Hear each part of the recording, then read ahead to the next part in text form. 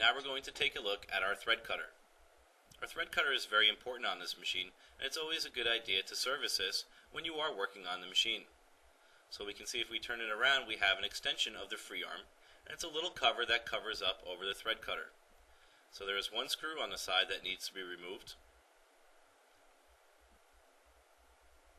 And when you remove the screw, we can just slide the cover right off.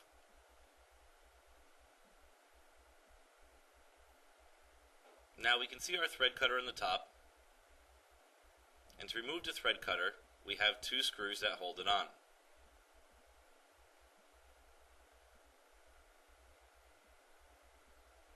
And we'll start removing the screws.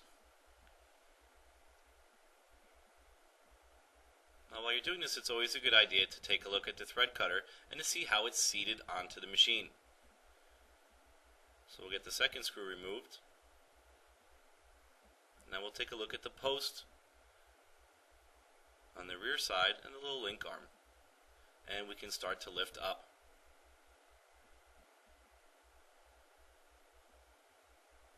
Now we're going to test the thread cutter by extending the knives outward, and we can see that this is moving smoothly from underneath. So a little spring,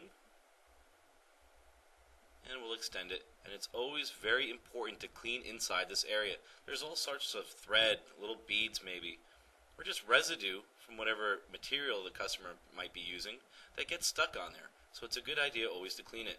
Now we can see that there's a little black plate, and we have a screw, and those act as the guide for the extending knives. If it was too tight or too wobbly, we would have to make adjustments by the black plate or on that little washer screw. If your thread is not cutting properly, the adjustment is a little screw that holds 3 stationary blades.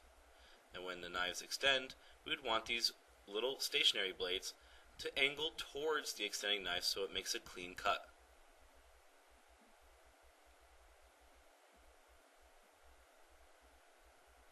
Once we have serviced it and taken a look at it and made sure it was nice, we can put the thread cutter back in.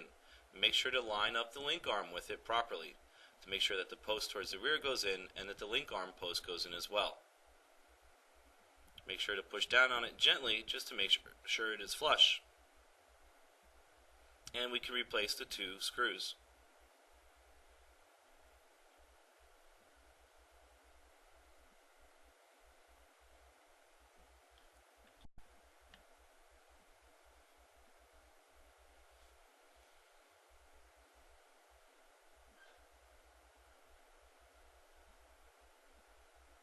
Now that we put the thread cutter back in, it is also important to check the timing of it if it's not cutting properly or taking 2 extra stitches.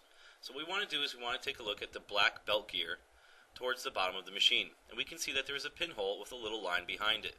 If we have this facing up at the 12 o'clock position, we can use this as a guide. And what we're going to do is that will line up the lower shaft for us, and we can see that the upper shaft and the needle bar unit is in its higher position. Not the most highest, but the higher position. And if we take a look on the top, we can see that we have part of our thread cutting cam and our black shield plate, and the screws are facing upward, but they're more at 11 o'clock position. If you ever had to remove the belt, this is what you would line up to replace the belt. This way the thread cutter cams are lined up properly, shield plates, and everything would start to work properly. And that is an easy way to check your thread cutter position.